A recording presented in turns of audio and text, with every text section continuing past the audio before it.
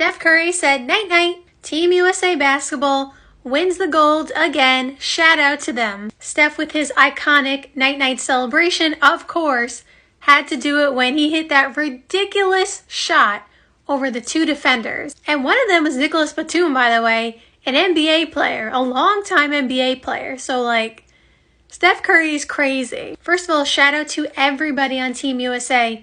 LeBron, he won the MVP, of course, as you saw, or maybe you didn't see, but he won the MVP because he was amazing throughout the whole thing.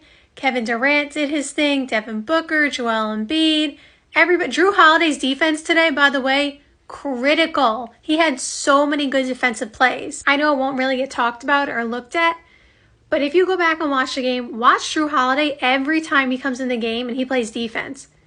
He made things happen. He's a big part of why they won. But everybody came in and contributed, did their thing, but we gotta talk about the last 2 minutes when Steph Curry went crazy. Look at this photo. This was the last shot, and it doesn't even exactly, detail how ridiculous this shot was, but as you could see, two defenders are on top of him. I wish this photo had a different angle, because if you looked at the other angle of like the whole court, Kevin Durant and LeBron are wide open, completely wide open. Like, talk about a green light. And of course, Steph earned that and he deserves the green light. But talk about a green light where you have Kevin Durant and LeBron James wide open and you have the green light to shoot this shot over two defenders. I'm getting hyped just talking about it because that last 2 minutes was crazy and this shot was insane. I definitely screamed a little bit when I saw this shot. I was like, oh! That is so cool. Like I said, this picture does not detail how ridiculous this shot was. Two defenders, like I'm telling you, they were on top of him. And the height and the arc that he had to put on this shot was crazy. Like the ball went so high. Like obviously Steph Curry shoots the ball high in general just because he's a really good shooter. But like watch this shot back. You will see the height that this ball went. It was crazy. And of course, he had to come in with the night-night hoodie in French. You see Melo on the bottom. He was hype, obviously cheering on Team USA. But look at the hoodie by Steph. Like, that is just so iconic. And I bet you those hoodies, if they are available for sale, are going to sell like crazy now. Look at this shot too. Look at Steph shooting over Wemby. This is an insane photo. It's insane.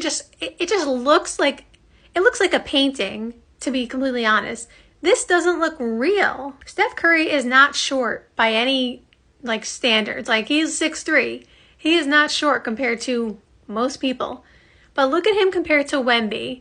And look at the ball. Look how high the ball is in the air. Like this photo is incredible. I don't even have words. This photo, I can't stop looking at it. But Team USA brings home the gold. This was a super fun game. Very exciting. Came down to the end. France put on a performance. Victor Wembanyama was big time in this game. He hit the first three of the game, the first bucket for France. He got them started.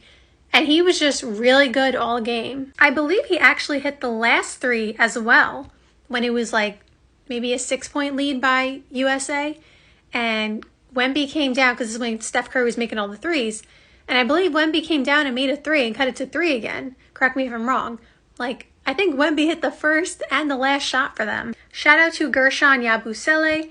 I'm sure I'm not pronouncing it with the French accent. But if you remember, he used to be in the NBA. He actually used to play for the Celtics. I don't know if he played for any other teams after that. He might have. But I remember him very clearly on the Celtics.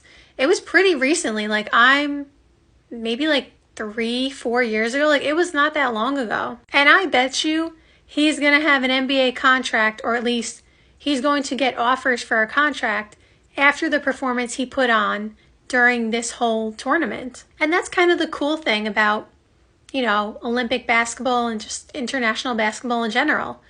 Carlik Jones, I was trying to think of who it was. Carlik Jones from South Sudan, right? He played on South Sudan.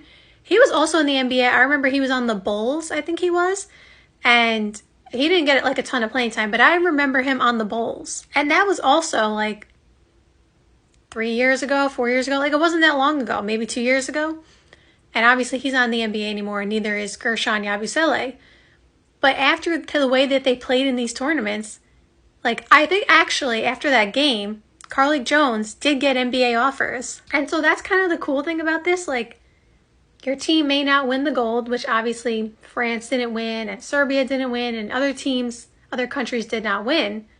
But if you play really well, you can get a chance to be in the NBA. And I don't know if that's everybody's goal who is playing, you know, in the Olympics here for their countries, but like, you never know. So like, that's what's kind of cool about the Olympic basketball. Like, one game could get you in the NBA and start something new for you. And maybe somebody else from a different team, maybe somebody from Germany, somebody from Canada, somebody from Serbia. Like, there are a lot of teams, and maybe one of those players, and we don't even know, are going to get an NBA offer just because they played so well in the tournament. So that's kind of one of the really cool things about this. Like, you never know. But shout out to Team USA for winning the gold.